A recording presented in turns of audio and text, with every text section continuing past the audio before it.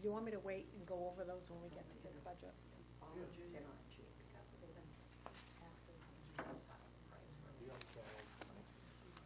Is it camera tonight? Yeah, Joe just gave it.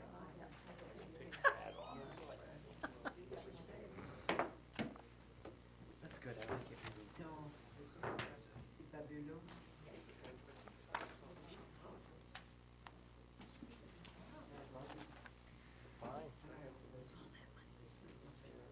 Visited the state police today.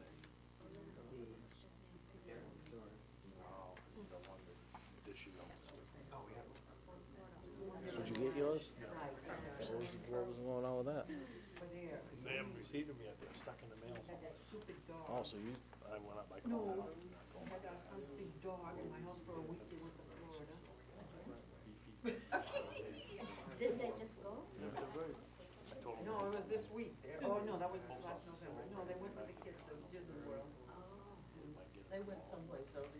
6 months from now. Yeah, you're right, you're right. I told them, Had, no, yeah. So they just gave you enough to get you through? oh, they gave me a regular offer. Oh. Yep. I am over it. no, I have. Doesn't bode well for your budget. Soda machine. You know, I let you know in advance. I didn't get it. I didn't look at that email. You didn't get What the was that? email? Well, they took, I saw them take the, Vending take it out machine. yesterday. I told her yesterday. I didn't even look at the, I saw something that showed Yeah. on my phone about the vending machine. What, Yeah. I didn't even look at it. I did it to the. I said to her yesterday, I said, I Greg's even not gonna be very happy. The one time I don't stop on my way in. You didn't actually get the email?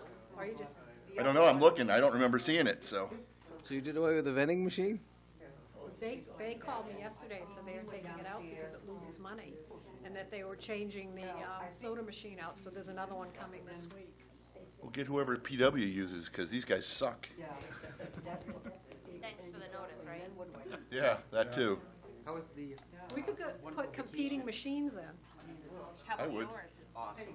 You got 10, I didn't get 10. Yeah. There's a vending I machine started doing email it before at I went 5:30. too. I hadn't checked it since Yeah, it was 5:30, today. oh, today. Right, The weather was today. perfect. Yeah, that was a late email. Oh, I at didn't even- 4:48 today, you told me. Right. Today. I haven't checked it since then, so. Yeah, I was fixing my brakes at the time, thanks. I'm sorry. Had I seen that, I would have stopped on the way in. Doesn't bode well for your budget. You don't, I was hoping that they would drop one off today, but. you don't get it sent right to your phone? Yeah, that's probably it coming in now.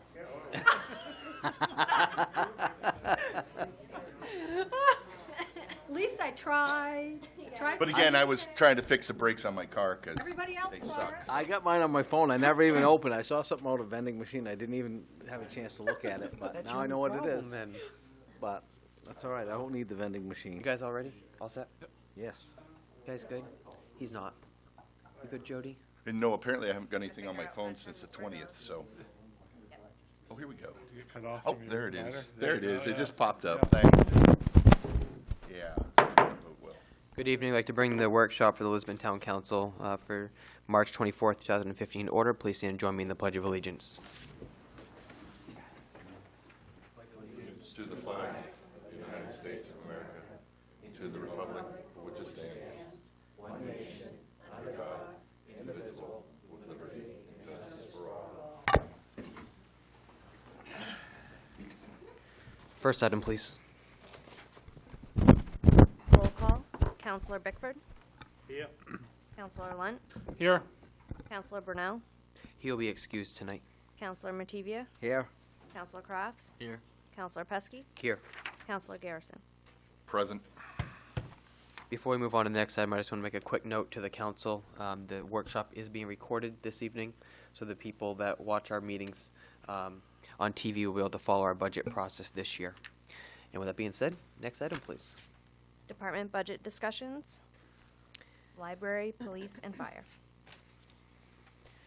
I do have some changes to the budget, but they mostly pertain to the police department. So when I get to that section, I'll explain to you the changes. And I also gave you updated revenue reports, expense reports, and a summary that shows the changes. Perfect. So if we could just go right into the library budget, nothing has changed on that one. Perfect.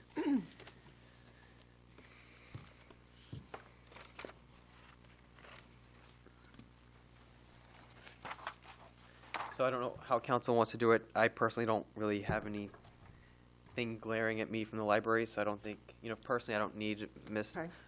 Neto to go through in the whole budget for the library, but if anybody wants her to, be more than welcome to ask her to do so. I think just if there's any changes, she could explain those. Anything different from last year? The only changes would be that we were put back all the things that pertain to personnel, like every other department that Mrs. Barnes mentioned, Right. insurances and Yep. social securities and things. Under the wages, what you're seeing, there is not an increase in personnel per se. Our janitor/cleaning lady had been paid from town buildings for years and years as an independent sort of contractor. Mrs. Barnes looked into that, and that didn't fit because she wasn't certified contractor or something, am I correct? So that was put into the library. She will be paid like a library employee, a time slip like the rest of us, every 2 weeks and all. And that is, the amount was transferred to that at $2,400.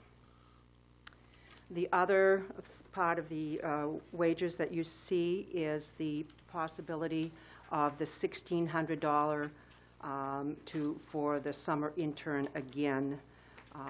And that certainly makes a big difference in what we can do for the 125 kids that really do a good job with summer reading program. That brings a local high school or college, local college student into the library for 8 weeks. They learn our system, they work with children, and it really is a benefit to a family in this town because their child is employed, and takes that away to college. It works well when they apply to colleges. They put that on their college application, worked a summer internship at a public library. So those are the only changes. Everything else that usually you would see in the past, the book budgets, the budgets for other things, schooling is all the same. Perfect. Council have any questions? Library? I just want to, I had 2 notes here. One of them is I want to thank you for going above and beyond to get try to have an intern. I think that's really important to help build the relationship between the community and the library. You get some labor at a cheaper cost. Absolutely. And, who knows, maybe will be next library director. That'd be wonderful. We have no idea. You all remember Robert Dow. He graduated Yeah. at the top of Lisbon High School, was, top 10. He worked for us for 2 summers and did a great job. The kids loved him. They remembered him because he was in the local Wizard of Oz performance, so they remembered him as the Tin Man working at the library. Yeah. And he was just a perfect fit for the children's room. So that's another local youth that we helped. He went off to college in Portland, had that on his resume, and that helped him get financing and a school job. Yep. So you're right. So I really appreciate you taking that extra You're step. very 'Cause I know welcome. it's not always easy to have an intern. So appreciate that, and hopefully other departments will follow that lead, and they'll get an intern in their department. And the last thing, I just had a note here. I wanted to thank you for, all the hard work you do at the library to make the library a successful place that it is. Well, you're very welcome, but I couldn't do it alone. I have a wonderful staff. I know you for the do, but library. it all starts at the top a lot of you. times, and there's a reason why we don't have 100 questions for you Okay. regarding the budget. So thank you for everything You're you do. very welcome. Thank you for your support. Okay. If you refer to your handout, we'll go to the blue sheet.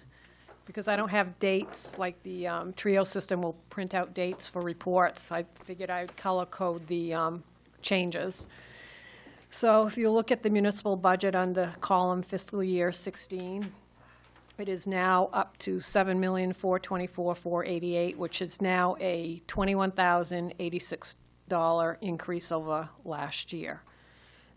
The main reason for that is I am in the budget under the police department. I am fully funding in the on the expense line the SROs.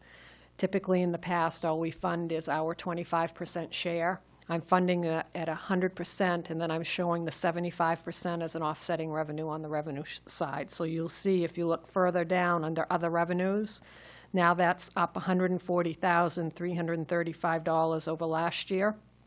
So if you net the two out, the increase in the budget and the increase in the other revenues, it's really about a $119,000 decrease. So what we did was we added the other 75% of the wages to the wage line for the SROs, which equals about $81,997. We added the FICA expense, which is another $66,275. The retirement, we added $7,299. Under workers' comp, we added another $3,093. Under the medical insurance, we added $16,518 plus. We added also $14,996 for the vacant sergeant's position. We did not include that in the first round of the budget. That was our mistake. We left that out by mistake. So we've also included that, which is the worst-case scenario, because if we do fill that position, we don't know if they're going to take family, single coverage, or no coverage. So we've budgeted the worst-case scenario. And then under unemployment, we added $582. And then on your the new revenue sheet under police department, you'll see two new lines. You'll see the SRO reimbursement of $115,764, which offsets all those increases on the budget side. And we also added the lead coordinator reimbursement of $3,788. We already had the whole entire amount budgeted in the budget side, but we didn't reflect the revenue. So that's why your revenues are up. And that's it for that department. Those are the only changes. So it really looks like the budget's up over last year, but it's because we're budgeting the employees the way we should have been budgeting them in the past, but we're also showing the offsetting revenue. So truly, it's not an increase.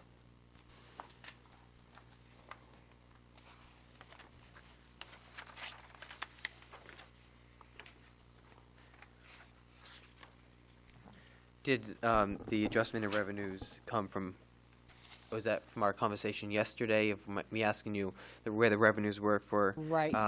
SROs and the lead, or was it hid somewhere, or I shouldn't say hid, but was it No. blended somewhere else that we didn't see? It wasn't anywhere. So what happens is at year end, there's a journal entry that's done from the school's due to, due from account that hits the expense account. Okay. So what they do is they debit the due to, due from, and credit the police department's wage line and the benefit lines to cover the expense. And I didn't know that that's the way it was being done, and because you don't see it on the revenue side, it would be easy to miss if you had a change in personnel. So now that you see it on the revenue side, if you don't see any money coming in, you're going to question it and say, how come we haven't received any, revenue on that? And then we know to look further. So we have been getting paid. We for have been these getting it, yes. three, It's a journal entry that's done at year end, Okay. typically. But I think moving forward, I'd probably want to do either monthly journal entries or quarterly journal entries, transfer from the school account to the municipal budget. Okay. Chief Brooks. Hold just a second. You want to come up and you can go over your budget as well, Mr. Fillmore? On the revenue, we have dispatch, a total amount of $70,243. Animal control is broke out by towns. Is it possible that we can get dispatch broken out by towns? Thank you. Chief Brooks, you want to go over the budget where you have changes and Sure. I think this is great. 7 minutes on the library, 7 minutes on PD, 7 minutes on fire. We'll be out of here by 7:30. yeah, probably not. That'd be nice. Wishful thinking. Okay. If I don't have my Dr. Pepper, it'd be really nice. Awesome. No.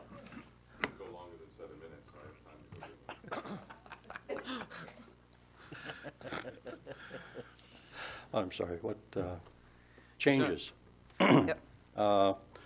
Again, you have it in all your budgets, the adjustments that Town Manager Barnes made municipal-wide, putting all of the personnel costs into each individual budget. Also in this budget, in the police budget, the phones were brought back. And again, that's a cost that used to be in this budget years ago, but past admin years back took it out and just put it in another department, took it out of these budgets, and it's back. It's been there before.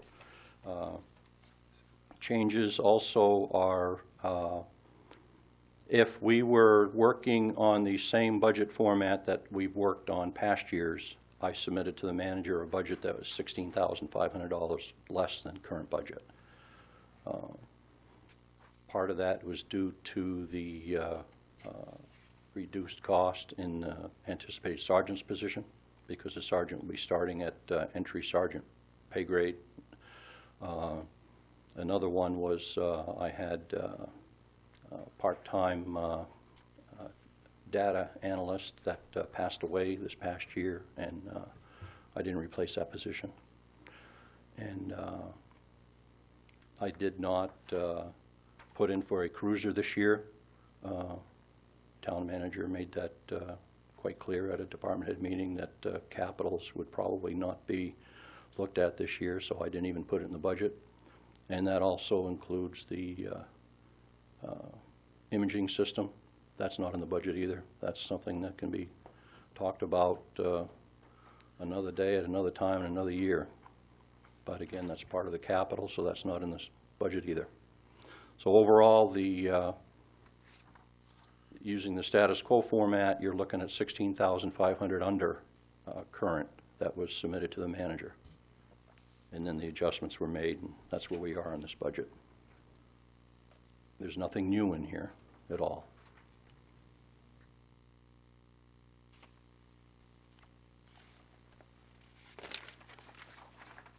Council, have any questions for Chief Brooks? I'm just going through my notes here before I start my questions.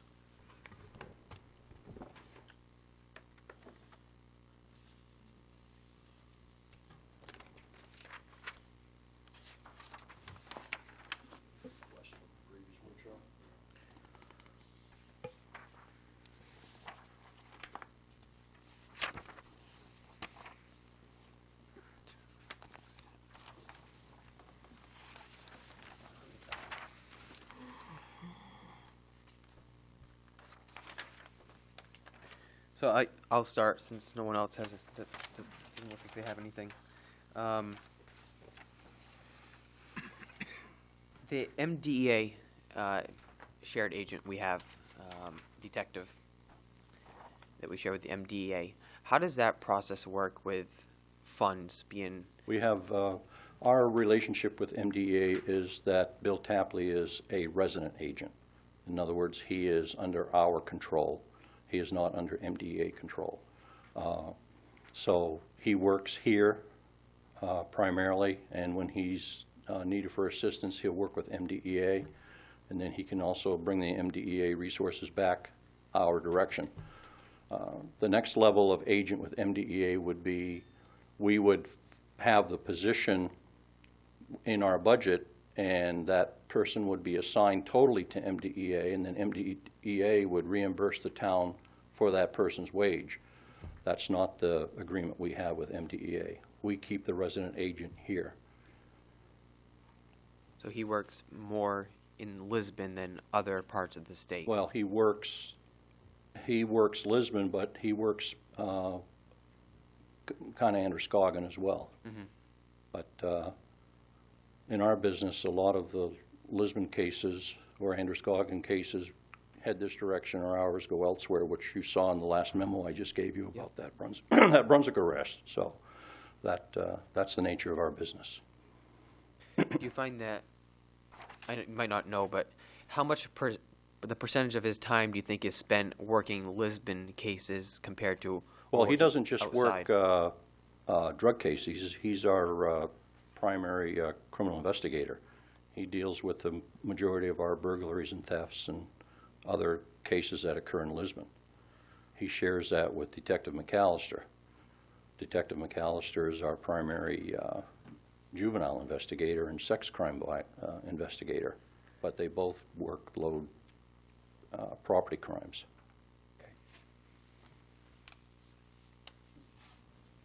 The key piece on this agreement is that we have total control of his time.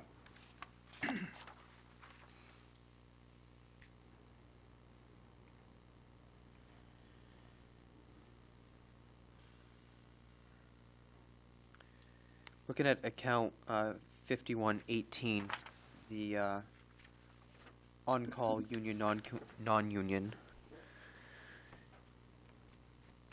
I know I've asked you this in the past, and I can't for the life of me think about what your response has been. What that covers? Does that cover, is that $20,000 figure to when you call people in? No, that on-call is, your detectives are on call every week for after-hours coverage, and your supervisors are on call for non-covered supervisor hours on weekends.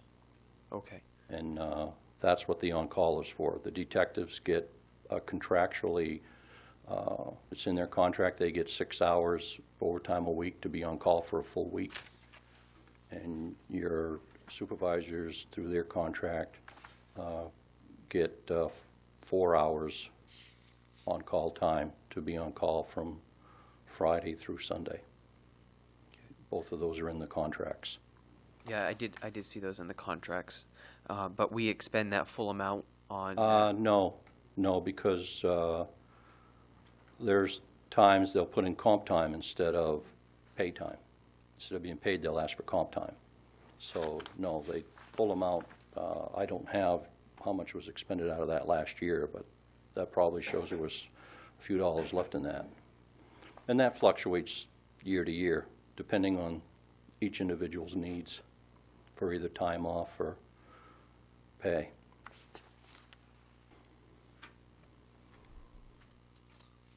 But you have to budget it for pay.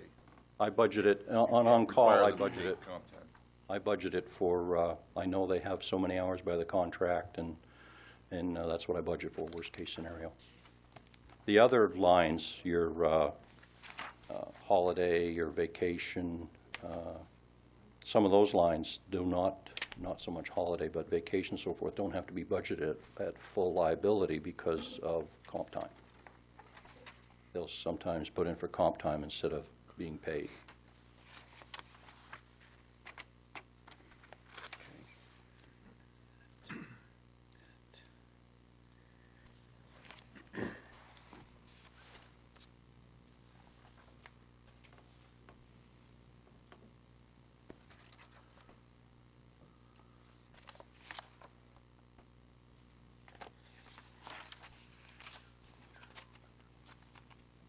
A lot of my questions were answered by the manager yesterday, so I'm just going through the questions that I have outstanding, so.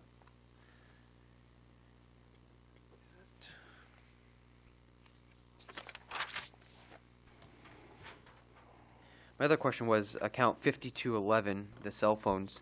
I can't remember, is that a contractual thing that we have to provide those because we didn't give them, we don't pay the officers a certain amount every week to have their own cell phone, or is that not contractual? No, we don't have, the only thing that's in the contract, I believe, is we have to have cell phones in the cruisers.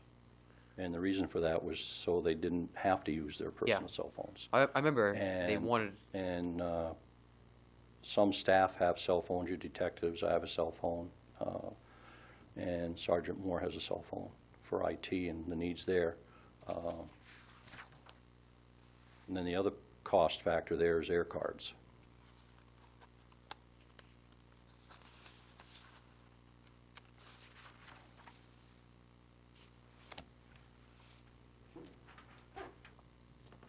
On line 5115, the court time, Mhm. it's the overtime wages. Mhm. Do you normally use up that much for overtime? Again, that's a fluctuating line. I know that, but I mean. And I wish I had last year's. It's right in the front of the book. Should have in the front of your books the budget to actual How from much last was used year. last year? Court time, Eric's usually pretty close. You had a 3,700 balance. Okay. At year end, so Yeah. you spent 7,900 of it. Okay.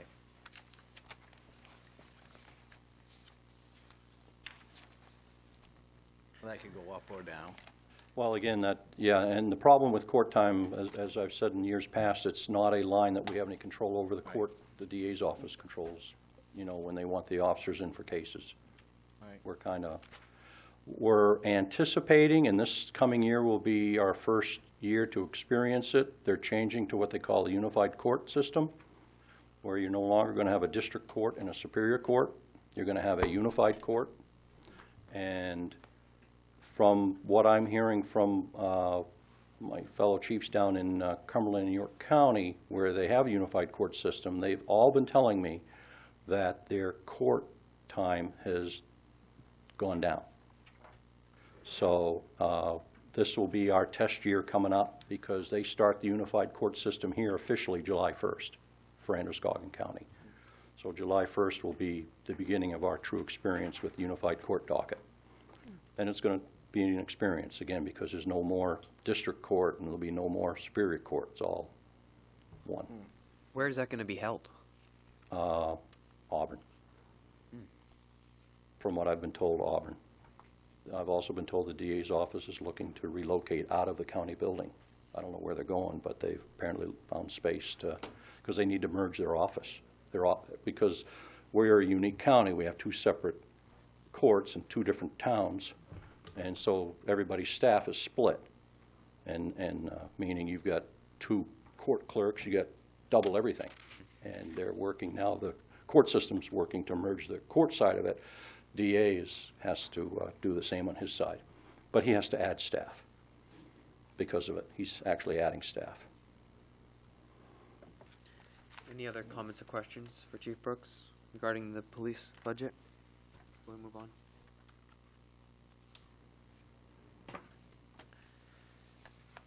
Look at my other list. I have two lists of questions going.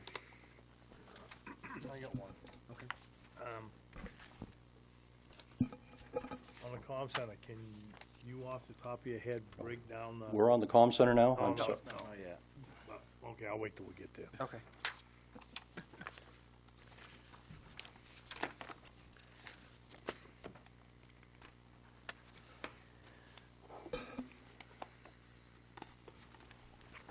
Come on. Stupid paper.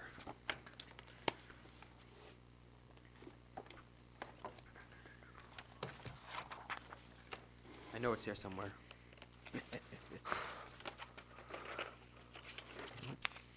Oh, I wish I had a Dr. Pepper. Rub it Don't in. ask any questions. You should go right. Oh, it's right here. So I know we have the police study going on right now that should be done hopefully soon. Regarding that police study and what it comes back as, how would you feel if the sergeant position wasn't filled? That's causing us, As it- we as have it's- problems now without that supervisor. I have non-covered shifts because of that supervisor, and I can't continue to operate that way. If anything, if you're thinking in that direction, it would go from the bottom up instead of the other way. So you would want to promote from within to a sergeant role? I need the supervisory position. Otherwise, you're paying somebody overtime, I assume? No, I'm actually, in some cases, not running with the supervisor when I should be.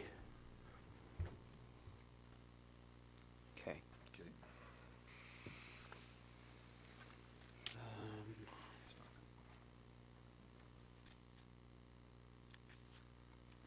I have my second in command on a full-time, basically night shift, running patrol supervision, and that's really not the right scenario to deal with that. So we're just not operating the way we should be with supervisors. So looking at in the budget breakdown that the manager has provided, if you were to take and fill the sergeant position from the bottom, do you know what type of savings it would be compared to, or what the lack of savings would be compared to not filling the sergeant position? So for instance, say the sergeant position is, here is a $57,000 salary. Okay? Take from the bottom and fill that. Instead of having a $57,000 savings on a salary line, what would it be for the, at the bottom, if we didn't fill the patrol position once you promoted from within? I can tell you the vacant sergeant, the wages and benefits total $84,311. So we would have to look at the entry level of a starting, probably look at an academy grad, and then figure out the benefits on that. So really what would change would just be the starting salary, because we'd probably have the same benefits almost.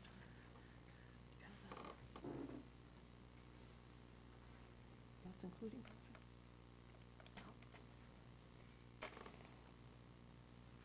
It looks like trying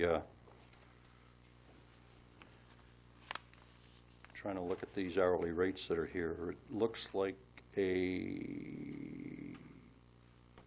academy grad would be officer number 6 on, let's look at the page number, on the beginning page of the description piece. That, I think, is an academy grad. If we were to hire somebody that had 4 more years experience and was an academy grad, they'd come in at that level.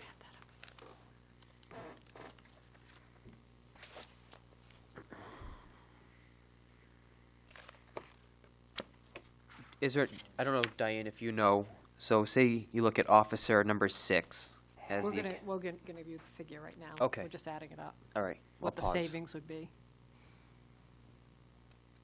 You're not on the spot or anything, Jody. Diane had me prepared. 66,764. That would be the savings. Less what entry level would be. So the academy grad slot is 66,000 what? Is that, No, if you that's cut- the entry level? If he cuts the bottom position, that's how much it would be. You would then have to hire, it would be at entry level. 20 grand. At sergeants, that. Almost. Right. So the sergeants, you would subtract from 18. that. Entry level sergeant was. That was the 84,311. Yep.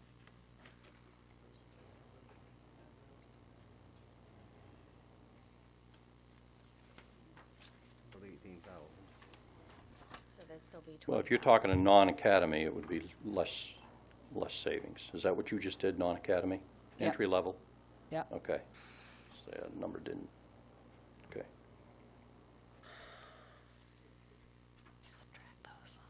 So make sure I have my head wrapped around this. If we take our current 13 officers that we have, sworn officers, you take someone from that 13, you promote them to a sergeant role to fill the potential $84,000 position, that's benefits and salary, and not fill the entry level or the bottom seniority position, it'd be a $66,000 savings. Whatever the math was for entry-level wage and benefits. Right. You'd have a 66,764 savings, and the difference between the two positions is 17,547. So if you did not fill the sergeant's position, you would have an additional savings of 17,547. That's what I was trying to get at, That's but I what- wasn't wording it correctly, I Okay. don't think. So that's what the additional savings would be. And Okay. if you do fill it and don't fill the entry level, you've got a savings of 66,764. Okay.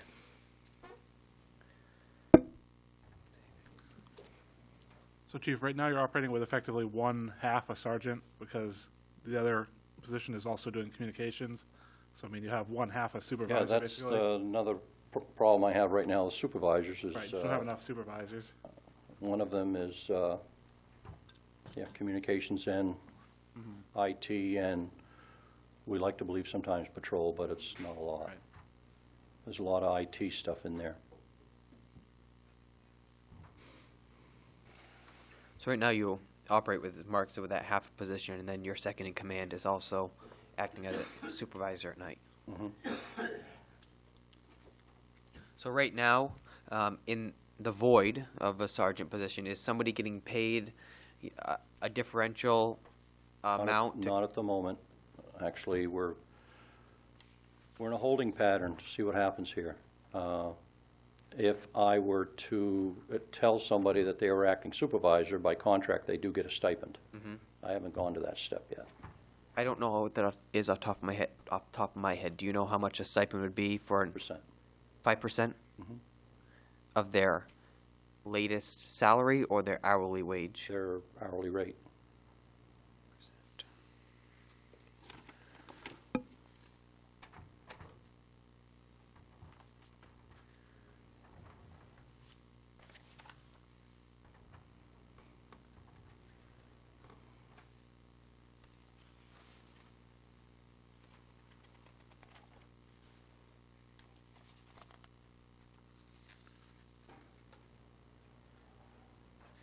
Do you know if there are stipulations on how long somebody can be an acting supervisor and get that? For I'd have to look at the contract. okay. Would you have any liability concerns with going down that route instead of filling the supervisor position? You don't want to make that long-term. I mean, these people have to go to training. So you need to do it the right way. You don't Band-Aid it.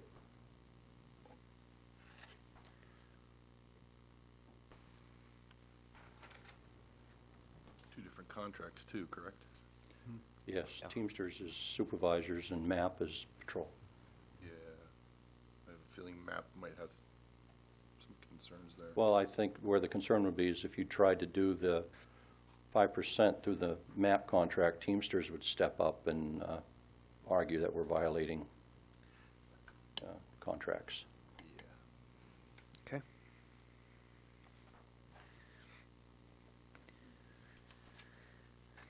That's food for thought for me. It's definitely something I want to think about and digest as I'm going to do with all. I want to do with all the budgets, not make any sudden recommendations. I want to listen to what everybody has to say and go home and sleep over it. So definitely some food for thought.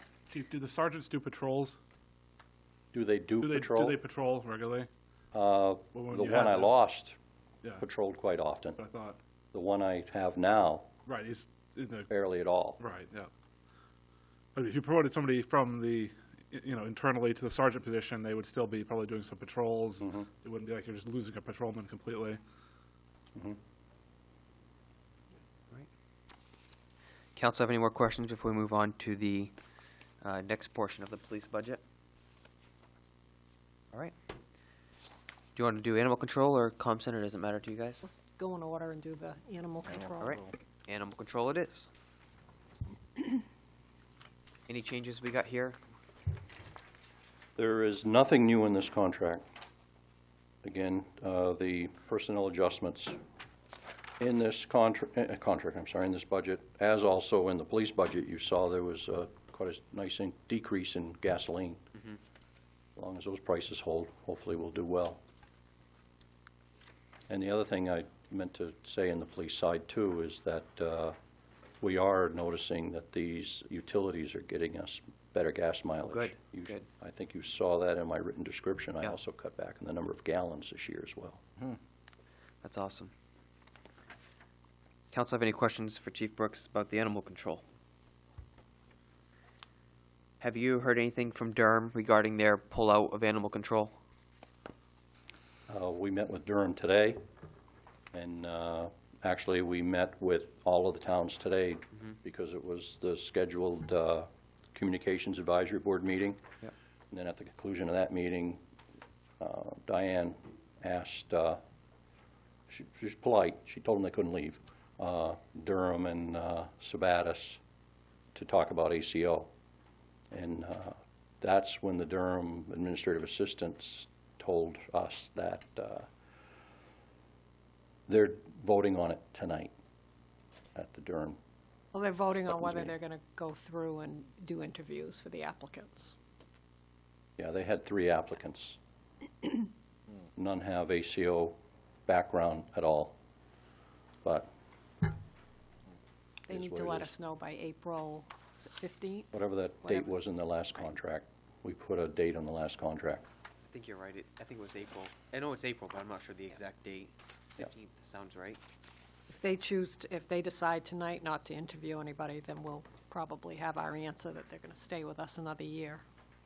So, we may know as early tomorrow, and if they do decide to interview, we may not know until April.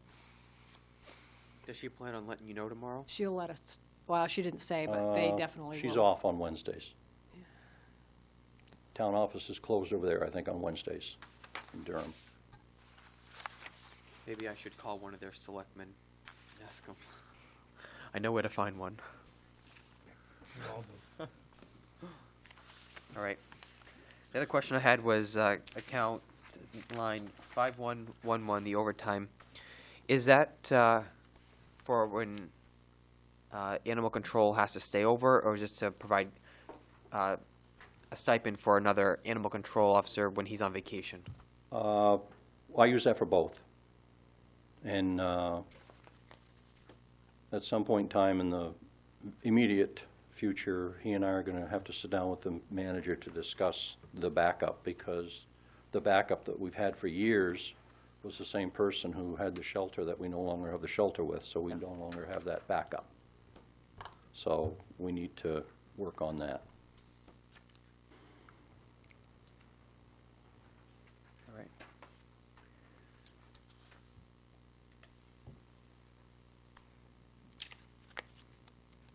Council have any more questions for Chief Brooks regarding animal control? Yeah, as far as the revenue lines, which revenue line is who? I'm sorry, say that again? Which revenue line belongs to which entity? 4030 is impound fees and fines, specifically to animal control. All right, 4031 is Sabatis, 4032 is Bowden, 4033 is Durham. that was what I was looking for.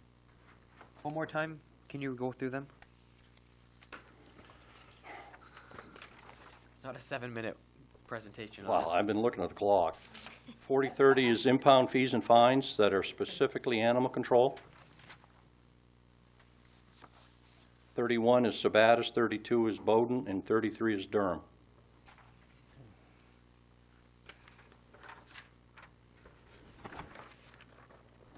The system won't let me go out any further with the, It's the same thing when we write POs. You can't fill the whole line in.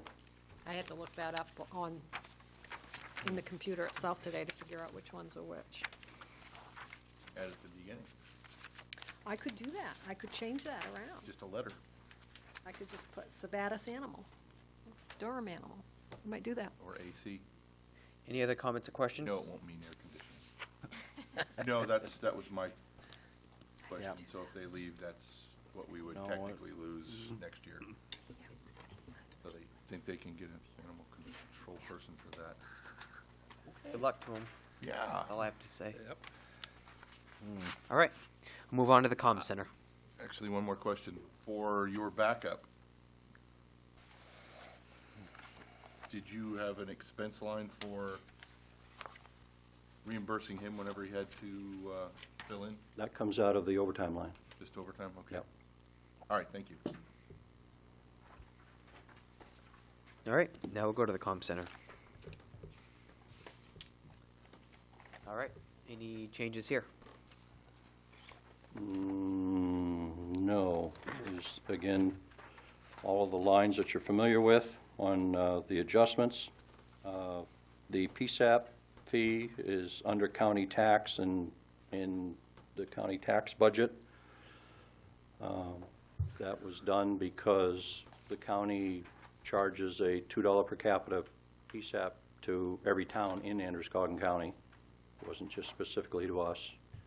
So that was put into that, you called it county tax account, Yeah, I I put guess? it under the county tax department heading, but it's not included in the county tax. And I did not include that on the blue sheet where it says the county tax, county. That's just our county tax bill. It does not include the PSAP fee.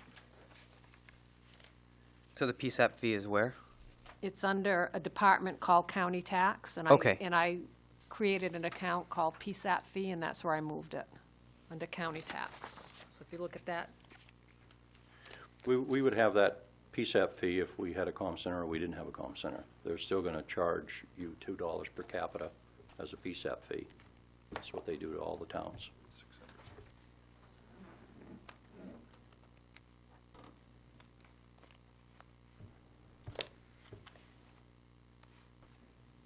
And as with the other budgets, the telephone costs came back to this budget.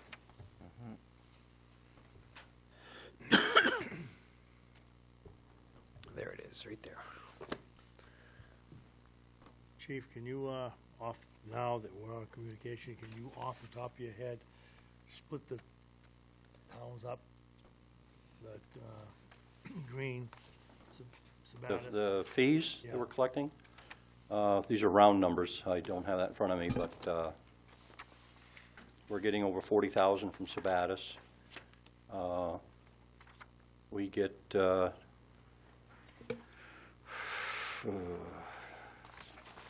it's in the 8 to 10, wherever it is, 8 to 10,000 each, Durham and Green. And you get 3,000 from your ambulance. You just, not too long ago, did that contract. Yep. So when all those numbers are put together, that's in the $70,000 range. I can break that out on the revenue report if you wish to see it that way, like the ACO. Yes, please. Yeah, I can do that. Yeah, we just talked those numbers with them today, those towns. Looking at the first explanation sheet we have here, dispatcher 4. I was a little confused on this breakdown, and I forgot to ask you about it yesterday, Diane. How it says dispatcher 4 continued. You know what the difference was between the 4,400 and 36,000? It's a step increase, it's a mid-year step increase. Okay. So there's so many weeks at one rate, and then another set of weeks at the new rate after the step increase. Great, thank you.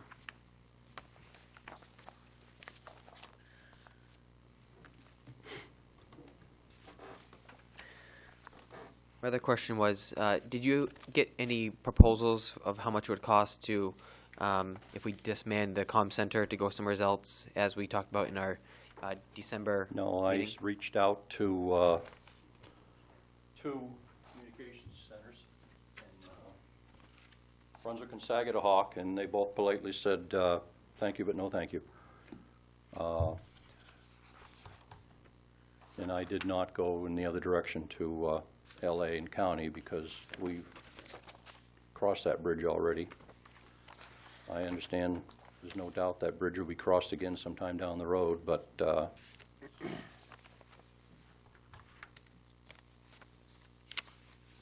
what you see briefly there is Brunswick basically said no, they don't have the capability of doing it. And Sagadahoc, same thing, but Sagadahoc really went into detail what they would require us to do if we did. But then they said they can't. But one of the biggest costs there, is, if we did, is that we'd have to completely change our records management software from what we currently use to what they use, which is a significant cost.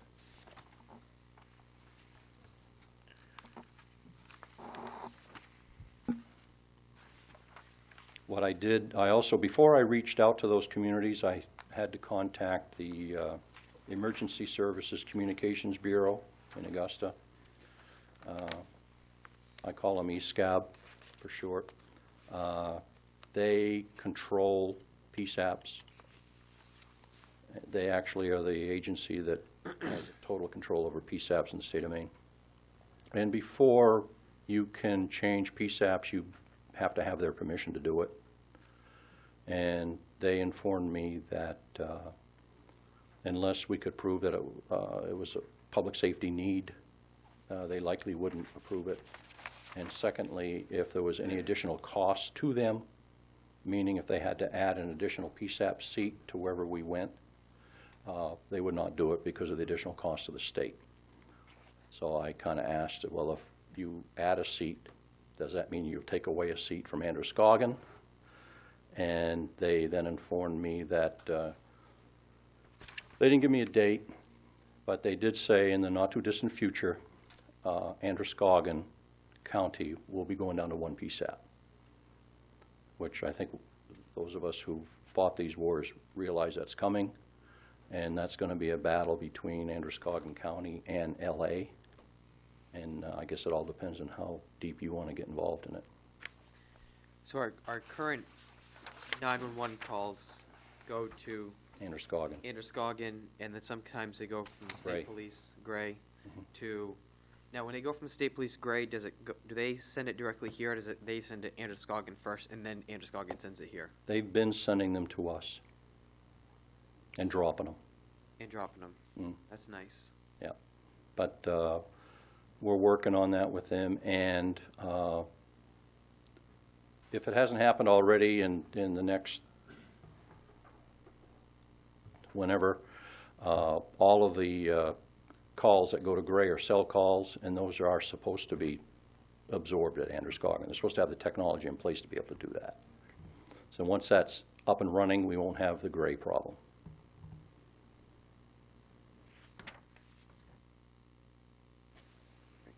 You dial on a phone? No, I was just thinking in my head. Oh, I had to visually make a map so I could picture it all. well, they don't dial phones like that anymore, do I they? say, you're No. going, you're showing your age now. I dial mine on the computer, so. But, so, if our current PSAP is technically Androscoggin, if we didn't have the comm center here, so our options would be to have dispatch through Androscoggin Sheriff's Office, and is there another one? LA, LA. Does LA, what, they do Lewis and Auburn, just Lewis and Auburn, right? Poland, LA and Poland. But again, your wheels are turning. You need to turn those wheels for the future, meaning it's not going to happen in a year, because neither of those entities are capable of even absorbing us now. It can't be done. They can't do it. The county has the same piece of equipment that we have, and their equipment is as full as ours. And I remind everybody that they copied our specs and then bought the same thing we did. So they don't have the capacity. And LA has already put the word out to their cities that they need a $2 million upgrade with their equipment. So this is not anything we need to jump into. You jump into it now, you jump right into a fire. We need to step back and try, and I say try because there's some counselors here that should remember this. This has been a 7 to 10 year battle way back, not way back, just 3 years ago. And the direction that the users tried to do then was to bring the county PSAP here, and the county commissioner scuttled that plan, even though they're the ones who created the committee that came up with a recommendation. And then they went and spent their $200 and some odd thousand or whatever they had in their capital account. Instead of using it for something else, they used it for communications equipment, which they didn't have to do because we got a grant that could have done it here. So you're just bringing up a lot of stuff. But again, I understand communications is going to be changing down the road. I know that. It can't change tomorrow. It can't change within this coming budget year. And when the changes come, it's going to cost some money, just like it did before. Before, I was able to get us some nice federal grants that offset our costs. But what happens in another 2 or 3 years, federal grants are diminishing. But you've got to somehow get the powers to be in that direction, LA and the county, to really work with the small towns. They chose not to. For 7 to 10 years, they chose not to do it. That's where we are today. And I recognize the fire beforehand, and I wasn't around for that. Mark was, I believe. I don't know if Roger was or not. That was. But as I said back in December, when we had, the workshop of the direction of the police department budget, as a counselor, I find it very difficult because you have people that say, well, why do we have a comm center? How much would it be to go somewhere else and have the service? And that's why I said I would like to see some numbers or a proposal from somewhere as to what it would cost. And I think, looking at this differently this year, a budget last year of $285,000, and now this year we have a proposed budget of $339,000. And then I look at the revenue of $70,000, which is great, but to me it makes it seem even more apparent that we need to make sure that we are getting the best service we can for the money that we spend. So I don't know how the rest of the council feels, but maybe LA can't take us on, maybe Androscoggin can't take us on, maybe they don't even want to give us a price. But I, as a specific counselor, would like to see how much it would cost to go to each one of those, and maybe they're going to write a letter and say, we don't want you. We want you to stay by yourself. I don't know. But specifically, I think we need numbers to be able to speak to the public and say, all right, we have an option. We could, stay with our comm center and it costs us X amount of dollars, or we could go to Androscoggin and it's going to cost us X amount with a savings of O, but here's the potential service that you're going to lose as a citizen in the town of Lisbon. But right now we don't have those numbers to compare. So I would like to see those numbers before the end of this budget process for sure. They won't be in that time. You don't understand the work it takes to build the infrastructure that you need to make a jump like that. It's not just unplugging our stuff and going up to another building and plugging it in. You've got antennas all over these roofs. There's a lot of equipment infrastructure that has to be worked on, that you have your records management system that has to be dealt with. If we were to go someplace else, we would lose total control of our own records management system. Auburn controls the county's records management system. The county doesn't even control their own records management system. There's a number of impacts to the operations of public safety that you, as a counselor, don't understand the impact of all of them. There's a lot there. That's why they went and spent money on 2 separate studies, and then they didn't even follow them. One of the studies was over $50,000 that they spent to study this topic. You're not, as a counselor in Lisbon, going to fix it in a year. It's going to take people sitting down and working together to come up with a strategic plan, the impacts of same for equipment change needs in order to give you a number. They're not going to be able to give you a good number. We sat there, Diane heard it today from the managers from Green and Sabatis. When we went through this exercise with him 3 years ago, every time we went to another meeting, LA would give us a different number. Their numbers changed every single meeting. 2 counselors remember those reports. They changed all the time. You never knew from one day to the next what the cost was going to be. They didn't know. This is not going to happen in the short window that you're trying to make it happen in. It's not going to happen. And I don't want to jeopardize public safety by any means. Public safety is near and dear to my heart. But the point I'm going with it is, if Lisbon was to vote tomorrow to close our comm center, there must be some sort of plan, some sort of action that administration and the county would have to take somewhere along the lines to provide emergency services. So they might not be able to give us a good number, but at least it would be a number that we as a council, or I as a counselor, could look at and say, all right, that service costs us X amount of dollars. But right now, I don't have that to look at. Aren't you asking LA the same thing you was asking these 2 companies, these other 2 places that you reached out to? Those were both for PSAP and if they had the capability of taking. Those were letters to see if they had the capability to even bring us in, which they don't. And I know LA doesn't, because they would need to expand, as the county would need to expand, which is going to be costs on us. So, again, this isn't going to happen. I can't seem to get this through. This isn't going to happen in the next 3 weeks or 2 months. You're not going to get that. You're going to get numbers that are going to change constantly. We've lived it. I've lived it, and in all honesty, I don't want to live it again, because you I don't blame can't you. trust what's up there on that side of the county. We've gone through this, and I would like to believe there's two councils here that remember it very closely, that it changed every time we met. Well, I don't know how the rest of the council feels, but that's how I feel. I would have a hard time voting on the budget before I saw that, just like I had a hard time last year. Because who knows, maybe a letter will come from the county commissioners saying, nope, we can't take you, and that'll be the end of it. But maybe they will have some numbers, maybe they could. And maybe they'll send us numbers, a budget that would be higher than what we currently have. I have no idea. So I would like to see something, but I'm going to leave it at that. I just think it'd be nice for the public. There's a lot of people asking about it. If we had a rejection, like they said they couldn't do it, and if we had that, then we had at least something to show the public, saying they won't take us.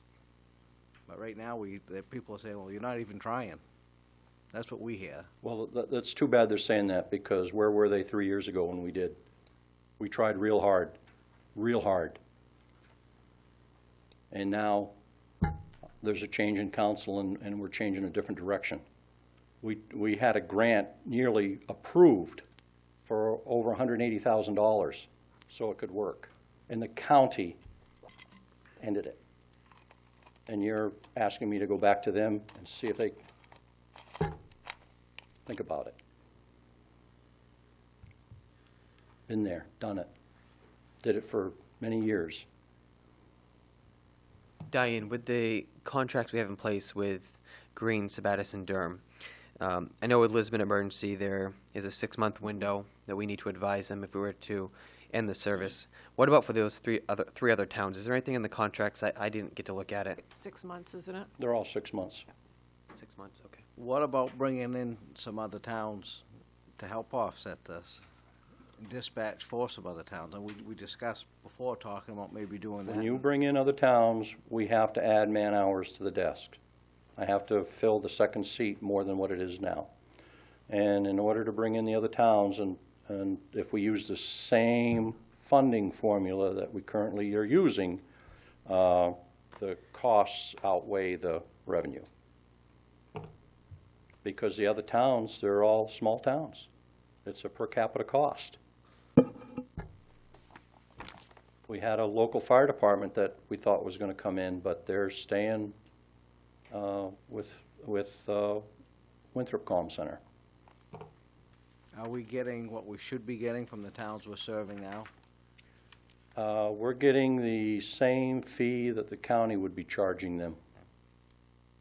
Because the They're doing county it used as- our fee structure. Okay.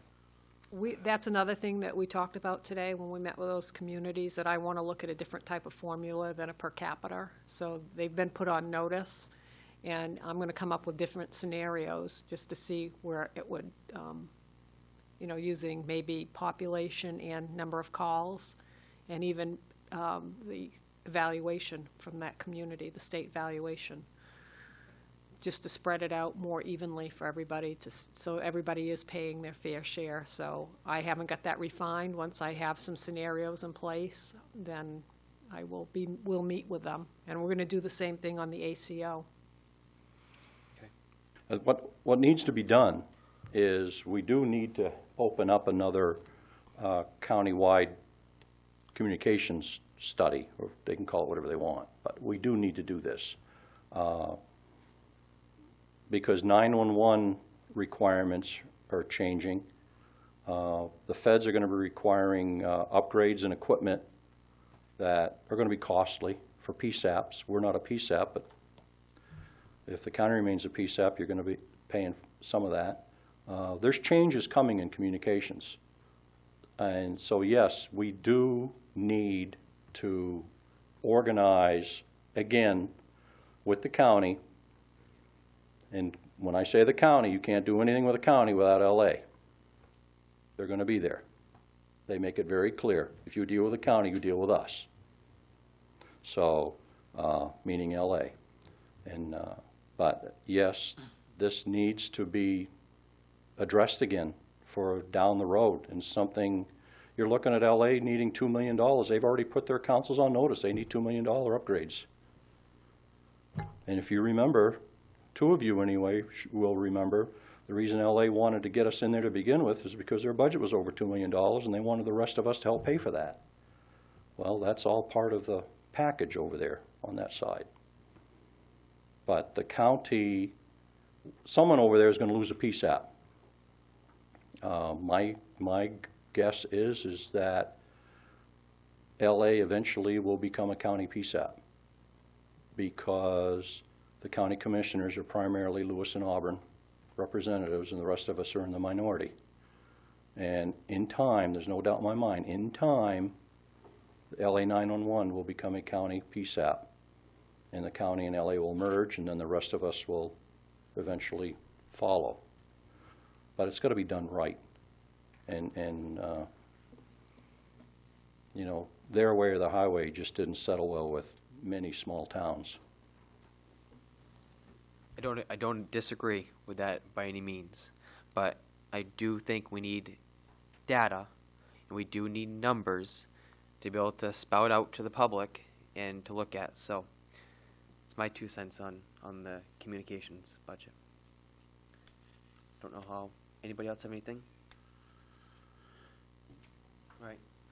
So, Yeah, I do. go ahead.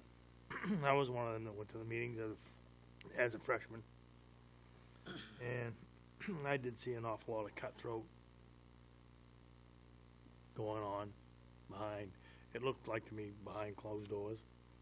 But I also went to quite a few of the meetings at the small towns. And the smaller towns were asking for help. And it's kind of the way it went, but, you know, it's, I know by the looks of things, the way I look at it, I'm pretty sure that if you did send a notice out like you did with Saget Hawk, most likely they would have to say no. They couldn't accept it. You know, they couldn't handle it. I don't see where they could. They had the same equipment as we do, and we couldn't handle them. So how, you know? So that would probably end the argument for a while. And you know, there's always going to be an argument. Well, and again, and as I just said, we still have to address it. Yeah. And I know we have to address it. I'm just not prepared to address it in the format you want it done immediately, because that's a Band-Aid fix, and a Band-Aid fix is going to cost us more money down the road. We need to do it right, and we need everybody on the same playing field. And we thought we had that last time, but I'm saying this to the wrong board, but politics ruined it. Operationally, we could have got it done, and everybody knows that. Operationally, we could have got it done last time, but politics, i.e. county, scuttled it. After they asked for it, they scuttled it. So, and this is where we are today, with no Dr. Pepper. No Dr. Pepper. What do you think, Mark? Anything? I think, you know, we need to pursue it in the long term and find out what we're going to do, but I think the chief does have a point. We're not going to solve it in 3 weeks. I mean, it'd be nice to have, you know, a letter from them saying, you know, we can't handle it, but I can understand there's political issues there. You don't want to get stuck in the bear trap and not be able to get out. You know, if they're going to say, oh, you came and asked us, you know, and now you don't want to deal with us after we quoted you a figure that was higher than what you're spending. Because as Chief says, they did change their figures a lot, and I remember Oh, that. it was every meeting we had, they changed their numbers. They offered us a sweetheart deal at one time, but it was a 1 year thing. There's no assurance they're going to jack the rate the next year. All right. Anything over here? Anything before we move on to fire? Good. All right. Now some more food for thought. Chief Gallipo. Up your 7 minutes. Thank you. Good evening. Good evening. Come back next week. Him, right? So the way we've done it, I guess you've done it over the last 4 budgets, we're basically, you want to know as far as what increases that I had, any lines that actually went up in my budget. The 3, along with the added expense, or looks like the added expense, of course, of all the other, the FICA and everything else being added to our budget. My increases were 3 lines, and all of those are basically just to bring them up to more actuals as far as past spending. They were, one with the repair and maintenance of equipment, some operating supplies, and then the regular equipment line as far as maintaining and replacing broken equipment and that type of stuff. So all of that, and respecting, of course, the town manager's request as far as what she passed in, and we had that discussion. She had actually, we're at an 8% decrease with what she passed in, and she's doing as directed as you people. But, and I say but, and we had discussed it, and I think we need to have that discussion here. That's on the back of the capital plan of the refurbishment and replacement plan of the fire apparatus. The longest plan that we've had in town. It's working. And by cutting that 75,000, which gives us that decrease, I think that's kind of an injustice as far as that plan. That plan's been in operation for 10 years now. It's been working well, and of course, I think we need to have that discussion at your level. So, or if you choose not to, that's your prerogative also.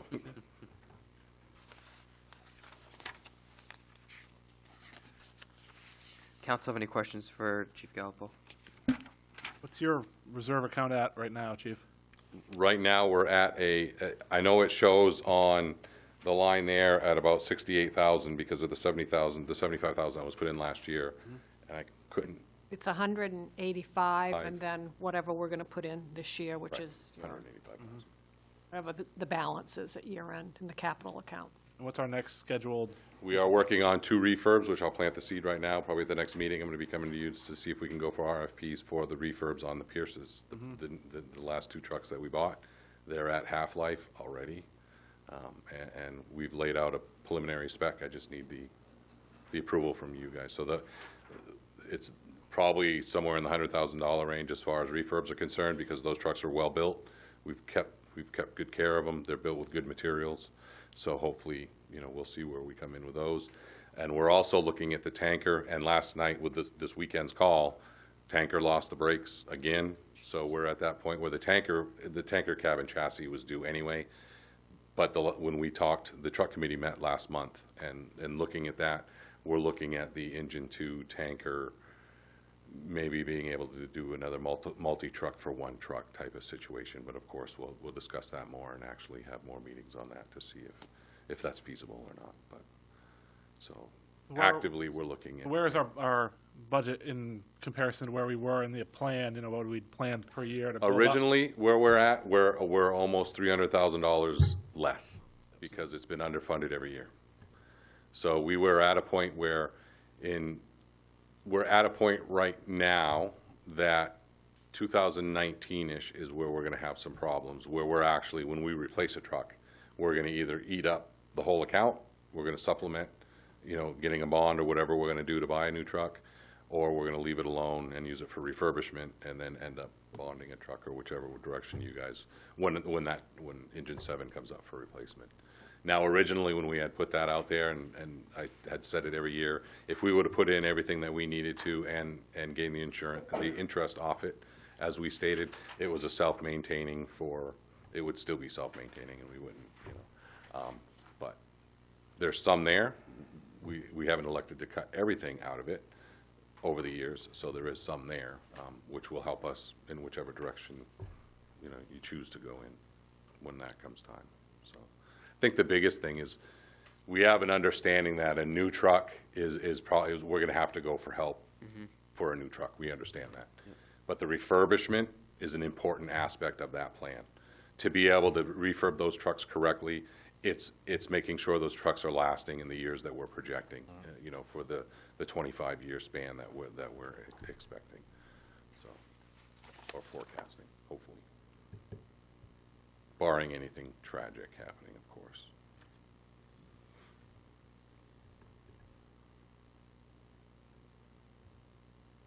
Wish I had a Dr. Pepper.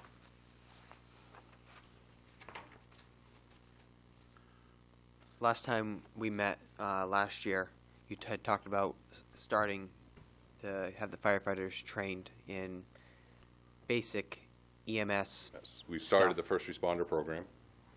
Yes, How is that going? going good. Our call rates are up a half year, which we started in June or July. So the half calendar year, we're up about 70 calls.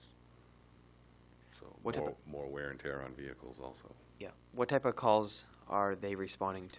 We're going typically on any priority call. So that's anything that has to do, a code 99, or which is cardiac arrest. Any heart attack call, which would turn into a cardiac arrest, a not breathing type call, are the four major type calls that we're actually getting toned out with Lisbon Emergency on. It's at the discretion of Lisbon Emergency when they have to, if they're not able to actually, if they're out of, they have two ambulances that are out of town. It's at the discretion of them to be able to tone us out for a first response until they can get an ambulance back. And it's worked out pretty well. Now, is it basic level training that you have? They First have to have? we are licensed at the first responder level. So, and we're not a priority, we're not the, I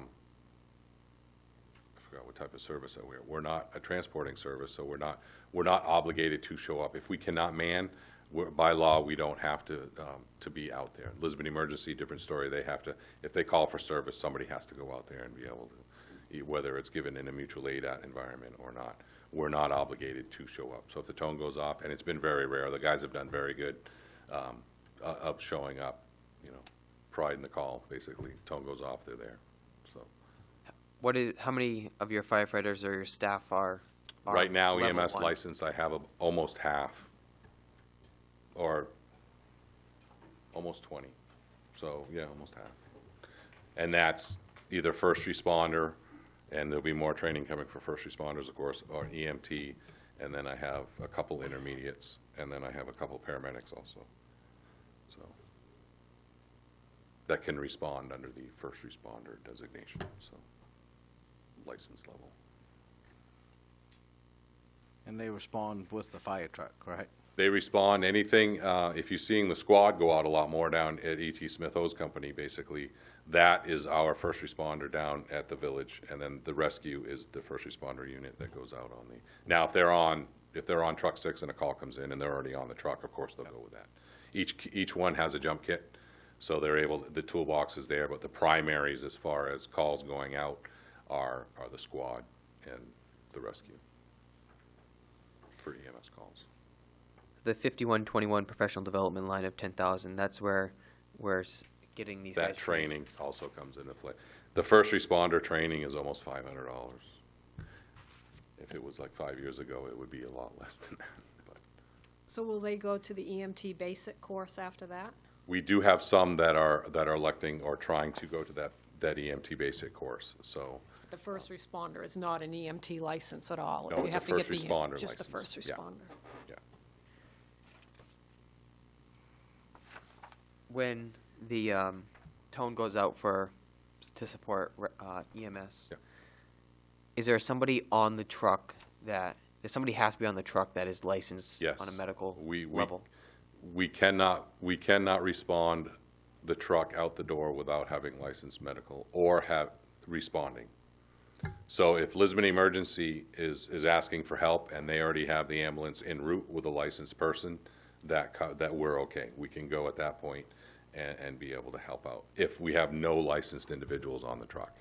As long as we have a licensed individual on the truck, the truck can roll. So if you don't have anybody licensed on the truck, as long as EMS or Lisbon Emergency is coming, they're signed en route, you're good? And they have to get there first. So what happens? Licensed level has to be there first. If I don't have license, if we're in the station and there's no licensed people, they get on the radio and say, we don't have any licensed people to be able to respond to that. Okay.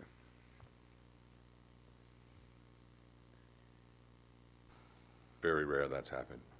Are you licensed? Not anymore. I used to be at the EMT level. Your men, they do not have to go to the station to respond, right? they can leave the house if they're real close to, Depending on what the call is. If it's a critical call, we typically, if they have a jump kit with them, we'll have them stop. Majority of the time they come, they get on the truck and then they respond as an engine, as the rescue company or as the squad. But lots of times they will go direct. We've had working codes before where code 99 with CPR in progress that, you know, a guy isn't going to go zipping by the house to go pick up the truck. You know, the truck's on its way. He's going to stop Right. and render help. We've had a couple of those already. Looking at the first detail sheet we have here, under account 5110, the wages line, I noticed we have a breakout for the cadre and the firefighters here. Yep. The last line, 32 hours per diem, 1530 per hour. What exactly is that line? The per diems are, we got that approved a few years back, that we actually have daytime engineers or daytime drivers in the truck, in the stations, doing the everyday task stuff, making sure air packs are up to date, you know, apparatus is done, stations are cleaned and everything else. So, and they're paid an hourly rate, and that comes out of of course, the membership who are qualified to be able to drive trucks can do per diems, daytime coverage. So it's 32 hours total per week? Correct. Split between both stations. So is it Monday through Friday, or how does that work? Not typically. If we haven't had a per diem on, or if we've missed a day and somebody's able to do it on a Saturday, then we'll let them do it on a Saturday. It's typically only one person in the station, though, that's there for per diem. One paid person during this. Having a person in the station's actually like, you know, light to moth type of thing. Yeah. There's usually a couple people hanging around and helping out or doing whatever. Yeah. So lots of times some days you end up with a full engine company by the time they go out. So if we end up having calls. Yep. Okay. But yes, it's typically one person. I never noticed that before. Maybe it was because I didn't know that, so maybe Yep. it was because it wasn't broke down this way. I didn't see it. Or We what, do but- have, sometimes, I know, like, I have a lieutenant in the Falls, and one of the engineer, Jim Beals, the engineer in the Falls. If they have something that needs to be done, like on the ladder truck, that's typically like a two-person job as far as checking the truck or something like that, they'll schedule their per diem so that they're both on that day to be able to kind of do that stuff, so. Depends on what the labor, you know, what they have plans for Yep. doing the job. This must also help if they are responding to those EMS calls. Correct. But one more thing on that EMS portion. Did that do anything to our general insurance, you know, with us responding to support Lisbon Emergency, or does that still fall under our quote? I think that you're gonna see the difference when they have I don't know how we do that on the insurance. Typically, when you have licensed EMTs that are doing the EMT work, emergency services, then you need to have the insurance that covers EMTs. Do we have that? So if they are going out, we probably need to notify the insurance company that they are We providing. did do that. When we did start that, we did advise them that we now have a first responder program. Now, whether or not they have to have like a malpractice type insurance, Well, I don't know. that's We'll have to ask typical them that. with the EMS. Yeah. It's not so much for the first responders, it's more for your EMTs that are working in their capacity as an EMT Right. to go to that call if the ambulance isn't there. I don't know how we often. talked about first responders, but I don't know about EMTs. I guess we'd have to ask that one. We How probably many should. how many do we have? Right offhand, EMTs, 7, 8. Could you just give us an update at the next council meeting? And I on would where we are wonder, with because that? because we're licensed at the first responder level. Yeah. They may say, well, you're at I don't know. We'll have to see. Right, and that's fine, but you do have If we have EMTs that are people taking working it in higher that level, capacity that would, it would fall back on us if anything was done wrong, so we ought to check that out. I also remember last year you had talked about changing, you were paying the firefighters per call, and then we're now going to go to a point system. Is that in place? It is in place. How's that working? Very well. The individuals, and that's based more or less on the people who are there, who are showing up for work, for calls, have more incentive to show up. It's actually giving some people more incentive. We're having some people that we didn't see as much actually showing up more. So it seems to be working very well. Good. I know there's a few that'll be going, it works really well, but they're making like 80% of the calls, so. Yeah. hey, that's what it takes. Right. Any other questions or comments from council? Chief, how are you doing as far as volunteers? What percentage are you at? We're at 40, I think we're at 42, 43, something like that right now, so I'm about 10 short and we haven't been at full manning since I've been chief. And actually, before I became chief, we weren't even at full manning. It had been a long time since we've been at full manning. Just curious, I know the state's trying to push a That's tax nation- credit for volunteers. incentive, and that, I'd be all for that, and it's because it's a national epidemic. I mean, any volunteer service that you have out there is having problems, you know, people are busy, people have families, people have sports, people have, you know, so it's hard to, especially with what we require of them, you know, we require them to be state certified firefighter 1. Yeah. That's 200-plus hours of schooling that they need to go to in order to do that. That's a big, big commitment. I haven't seen what they're saying as far as what the requirements are to get that credit. but- All right, thanks. Thank you.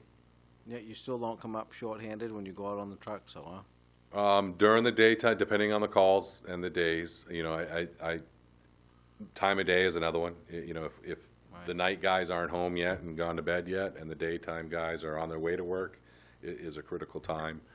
For the most part, when we have calls, you know, when they come in as a working fire and those critical type calls, employers are really good about, you know, they understand that and the guys show up. But we haven't, it's been rare that we haven't been able to put a truck out. We actually, and not that it really matters because it was mutual aid and we don't, you know, we actually had to call Lewiston last year and tell them we can't put a truck together. It was midday and it was just, we can't do it, so.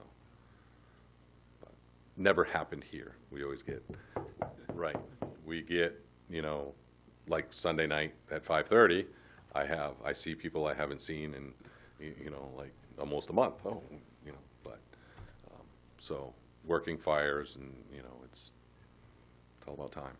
So what was the cause of that last fire, anyway? That last one is accidental, and with the investigations between today and yesterday, is probably gonna be deemed accidental, undeterminable because of the amount of damage that's there. We still have some questions about the chimney area, and that's where it's very rare that we actually show up and fires coming through the roof of a house. That's not very common in this municipality. So, unfortunate, beautiful home. Yeah, it was. Right. And evidently, we need to make more noise when we go by Salmon Brook Lane because Yes, yes. she didn't hear us. Oh, she heard us, but. I know. So.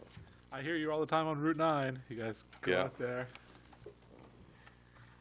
Is there anything else?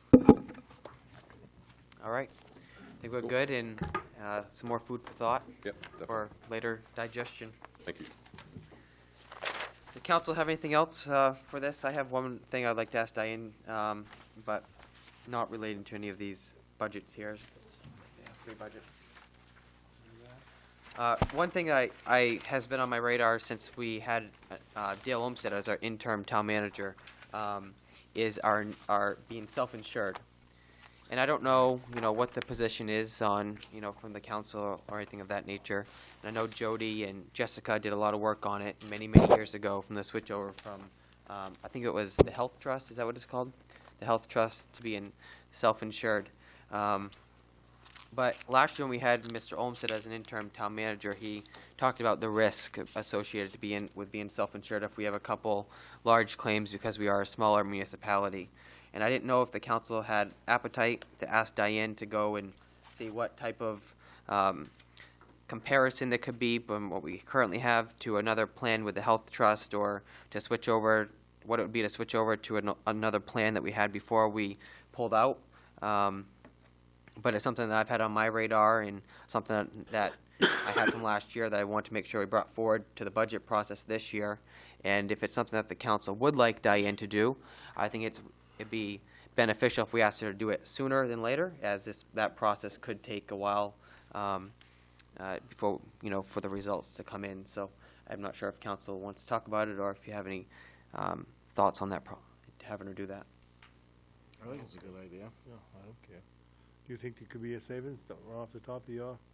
A savings? Yeah. Probably not. Yeah, expect No, expect you to no. pay more. Yeah, Huh? Less risk, so you It's pay the more, risk yeah. is what, Right. I don't Risk think is the it'd big. be- But I don't know, I mean, What level of risk are we open to if we're self-insured? You know, if somebody has, you know, $1 million worth of treatments or something, Well, are we we- on the hook for that? purchase reinsurance, so our exposure is only up to a certain level. But what happens is if you have a bunch of claims that get to that level, that retention level, that's what could be. I mean, I don't know, we're gonna be meeting, did you see that? Right in- now, we have enough in the fund to cover our max potential loss as a town. So you wouldn't, there's no risk this year. There's no immediate But risk. that, In the future, there would be risk if, say, we ate all that up this year, in, you know, say next year. Or to the employee. Yeah. If the funding wasn't in the account, then it would be a big rate increase to the employee Yeah. to cover the and to the max employer. cost. Where is that in the budget here? You know, that account you said that we have money in right now. It's in a general ledger account. Where do I find that? That, you don't have it, it's it's on the trial balance, I can Can give you a you copy get of us that. some information Yep, on yep. that? But I personally would like to see a comparison and what we could get from the health trust. So, do you guys think it'd be good for her to do that? I mean, Can't hurt. We're gonna be meeting with Ultra Benefits first week in April, and they're gonna be giving us, you know, what the potential increase or quote's gonna be for this upcoming year, so it'd be good, though, to do a comparison of both plans, and I don't know if, you know, I say that it probably would be more, I don't know if it would be, depends on what Ultra Benefits is gonna come in at. okay. You know, and what's out there in the pipeline, but, so we certainly can look at that. Okay. And come back with a, you know, and do a plan comparison to what we currently offer the employees now and what would be comparable at the health trust. Okay. I can tell you that we did get a quote for a fully insured dental plan. They did come back with 3 or 4 quotes for us, because that was another issue. We were self-insured on the dental, and the town doesn't pay any, the employer doesn't pay any portion of the premium for dental. It's 100% the employee's responsibility, but yet we have to pay the claims. So if the employee's premiums don't cover the claims, then it's the employer that's paying the difference. So we're looking at a fully insured plan, and they came back with some pretty attractive rates. So there is no exposure at all for the employer. It's going to be fully funded by the employee, but there was no risk at all. And we compared it to the health trust, and there's a better plan than what the health trust can offer as far as benefits. So we'll be coming back to you at a certain point in time here during the budget process to sanction us changing to a fully insured dental plan.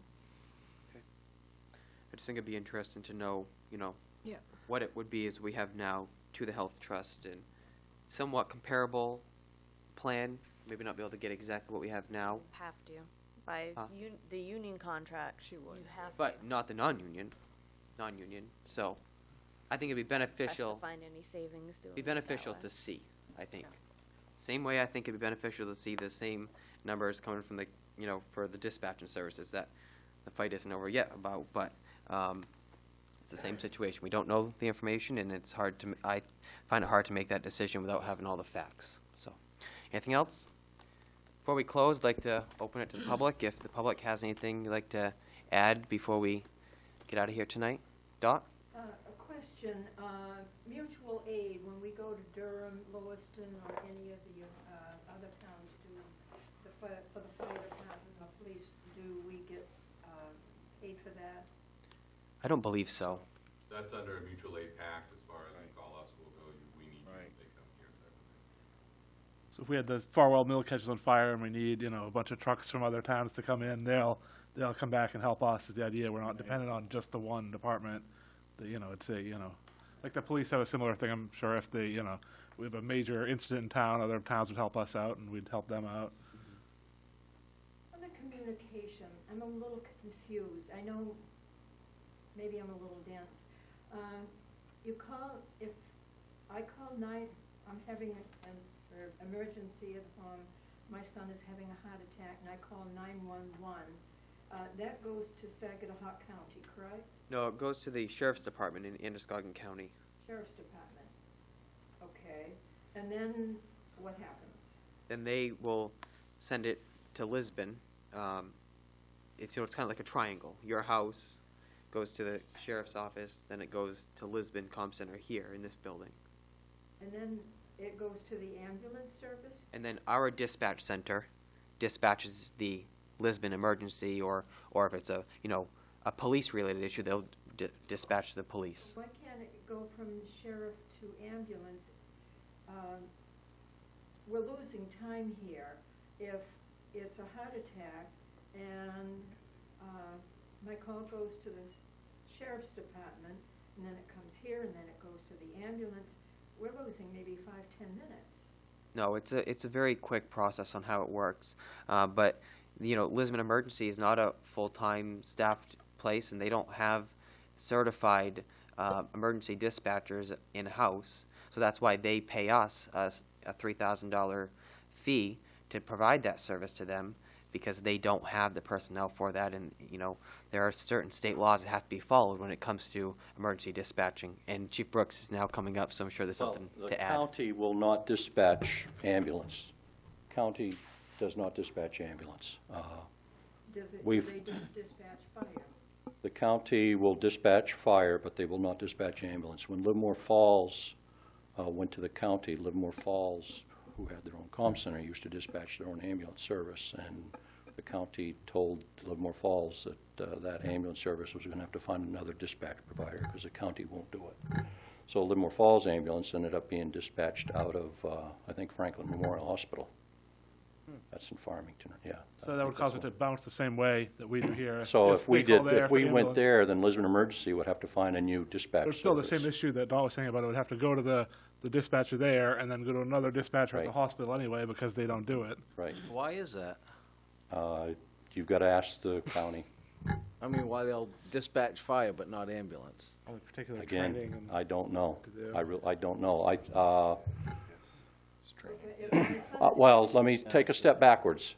I think if the ambulance was under the realm of the town, if the ambulance was in the fire department, then they would. But it's a private ambulance service, because Livermore Falls, I think, had Delta.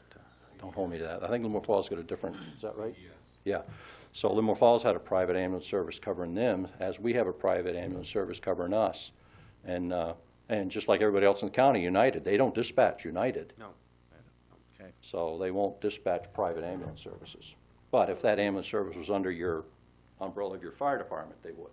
So if we're having a medical emergency, anyone is, it might be a good idea to have the ambulance service right by your telephone so that you can call them directly rather Well, than. there's not going to be anybody there. They're not always there to answer the phone. They don't have a 24-hour manned station. Right. Right.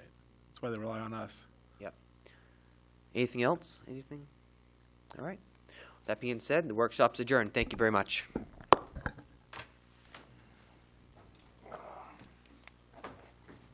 You did pretty well.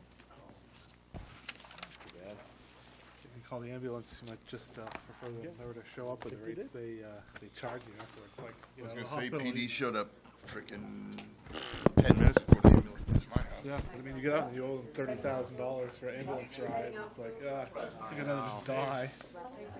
Your guys showed up for Last spring, when I noticed some do, some, well, I noticed for, fire we had a department call was in in, my house, less than 10 minutes. the officer was there And I and had in. people there in less than 5 minutes helping me keep them going. CPR event in place already. That's because LPD's already there doing CPR. Well, no, the only reason Mr. Fillmore? well,